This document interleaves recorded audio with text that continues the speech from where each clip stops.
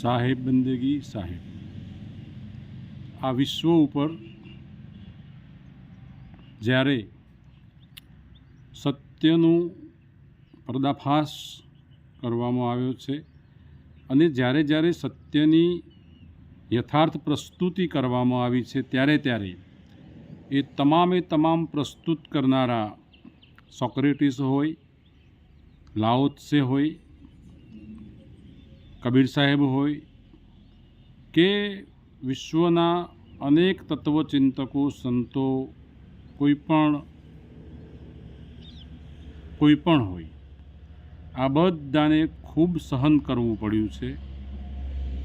એક બાજુ અસત્ય એવું કોઠે વળગી ગયું છે કે એ બિલકુલ મીઠું લાગે છે. બીજી બાજુ સત્ય છે બિલકુલ અમૃત, પણ એની યથાર્થતા સમજાઈ નથી એટલે એ ગમતું નથી, અપ્રિય લાગે છે અને સત્યની સ્વીકૃતિ થતી નથી. આજે ઈરાન છે એ વખતનું જ્યારે પર્શિયા, ઈરાન વિસ્તાર પર્શિયા, અને પર્શિયામાં એક મુસ્લિમ સૂફી સંત મંસૂર થયા અને એ મંસૂરના ગુરુ જુનેદ, અને જુનેદે એને અનલ હક એવું એક સિદ્ધાંત આપ્યો હતો. આદિ શંકરાચાર્યએ આપણા ત્યાં અહમ બ્રહ્માસ્મિની વાત કરી કે હું બ્રહ્મ છું. એ જ વાત અનલ હક દ્વારા મંસૂરે ત્યાંના સમાજમાં પ્રસ્તુત કરી. એના ફેલાવા માટે એણે આહલેખ જગાવી. પણ અજ્ઞાની માણસો, અસત્ય પ્રિય માણસો, સદાય જૂઠ જેને કોઠે લાગી ગયેલું, એ લોકોને એ વાત ગળે ઉતરી નહીં અને ત્યાં બગદાદના ખલીફાએ મંસૂરને છેલ્લે મૃત્યુદંડ ફટકાર્યો. એ પહેલાં મંસૂરને ઘણી યાતનાઓ સહન કરવી પડી, પણ મંસૂરના ખૂનનું એક કતરો અનલ હકનો પોકાર કરતો હતો. મંસૂરની ધમનીઓની અંદર લોહીની સાથે અનલ હકનો સિદ્ધાંત વહેતો હતો. એ સ્થિતિમાં મંસૂરે ખલીફાની આ સજા હસ્તે મોઢે સ્વીકારી લીધી. મંસૂર માટે માંચડો બંધાયો અને મંસૂરે એને મૃત્યુદંડ તો આપ્યો, પણ ખૂબ ભયંકર અમાનવીય યાતનાઓ સાથેનો મૃત્યુદંડ આપ્યો એને. અને સામે અસત્યના આચરણ કરનારા જૂઠા લોકોનું ટોળું એકઠું થયું અને મંસૂરના પર પથ્થરના ઘા કરવામાં આવ્યા.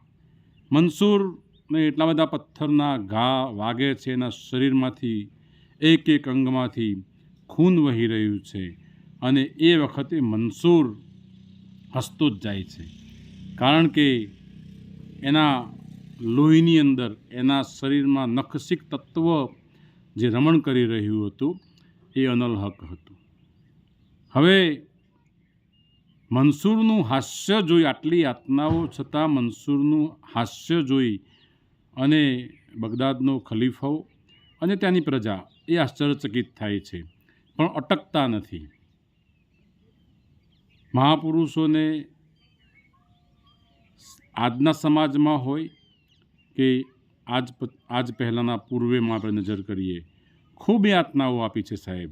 નરસિંહ મહેતાને એના વેવઈવાડામાંથી એને ખૂબ હેરાન કરવામાં આવ્યા.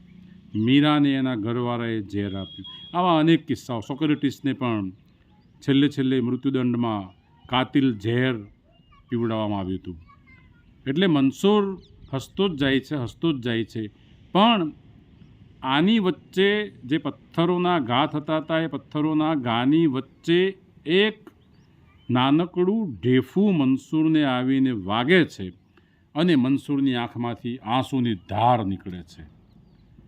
આ બધાએ જોયું કે આટલા બધા પથ્થરોના ઘા, પાષાણોના ઘા આણે સહન કર્યા અને હસતો હતો, અને નાનકડા ઢેફાથી મંસૂર કેમ રડ્યો? ત્યારે મંસૂરે કીધું કે આ જે ટોળું છે એ અજ્ઞાની ટોળું છે ને એ ટોળાની વચ્ચે જે જુનેદ જેણે મને અનલ હકનો સિદ્ધાંત આપ્યો હતો એણે મને ઢેફું માર્યું અને એ ઢેફું મને વાગ્યું છે કે છે. અજ્ઞાની માણસો તો સત્યની સામે કાયમ પડેલા છે. સત્યની સામે બનાવટ કરી કરી કરી સત્યને કેમ પરાસ્ત કરવું, સત્યને કેમ પરાજિત કરવું, આ જ એના મકસદ હોય છે. પણ જ્ઞાની સિદ્ધાંતી અને એ વ્યક્તિ પણ આટલા મોટા ટોળાની પાછળ એ પણ ગુલામ બની ગયો, માનસિક ગુલામીમાં આવી ગયો એ માણસ, અને એનું મંસૂરને જે દર્દ થયું, એનું મંસૂરને જે દુઃખ થયું, એ દુઃખ આજે પણ આપણે સમાજમાં જોઈએ છીએ કે સમાજની ધુરા સંભાળવા માટે જે લોકો સક્ષમ હોય, કાબેલ હોય, એવા ધુરંધરો, એમાંથી ઘણા લોકો અસત્યના ટોળા સાથે જ્યારે ભળી જાય છે ત્યારે એ સત્ય દબાય છે, સત્ય ઢંકાય છે. સત્યને તો ઢાંકી શકાતું નથી, પણ એ જે તે વખતે જે તે સમય સંજોગે એ સત્યની પ્રસ્તુતિ થવામાં આ પણ અવરોધરૂપ થાય છે. એટલે સમાજ હોય, અધ્યાત્મ હોય, રાજકીય ક્ષેત્ર હોય કે કોઈ પણ ક્ષેત્ર હોય, પણ હંમેશા સત્ય શું છે, સત્ય ક્યાં શું અસર કરવાનું છે, સત્યથી શું ફલશ્રુતિ થાય છે, અને ક્ષણિક અસત્ય, થોડાક સમય પૂરતું અસત્ય, એ લાગે છે મીઠું પણ એની દૂરોગામી અસરો કેટલી ખતરનાક હોય છે એ કોણ હવે કોને સમજાવે. મંસૂર તો ગયો, પણ મંસૂરનો અનલ હક સિદ્ધાંત હતો.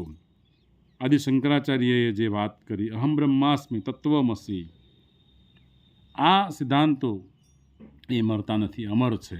એટલે આજના દિવસે આટલી જ વાત કે જેટલું શક્ય બને એ વાસ્તવિકતા સાથે જો આપણે વળગી રહીશું તો એ વાસ્તવિકતા આપણને પ્રગતિશીલ કરશે, અને અવાસ્તવિકતામાં ક્ષણિક થોડા સમય પૂરતી જો અવાસ્તવિકતાને આપણે જો ધ્યાનમાં લક્ષમાં લીધી અને સ્વાર્થ વૃત્તિમાં ગયા તો એ પ્રગતિ નહીં કરે, પણ ક્યારેક અસત્યના આચરણથી 2-3 પગથિયા ભલે આપણે ચડી ગયા હોઈએ, પણ ત્યાંથી એક વખતે આપણને એવો ભૂસકો, આપણને ત્યાંથી એવો પછડાટ મળશે કે એ આપણી કલ્પનામાં નહીં હોય.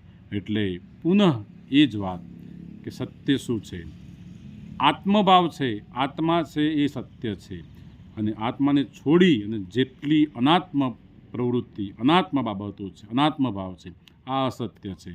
એટલે સત્યથી હંમેશા આપણે ઓતપ્રોત રહીએ, સત્યમય રહીએ, એ આજના તબક્કે આટલી મારી વિનંતી. સાહેબ બંદગી સાહેબ.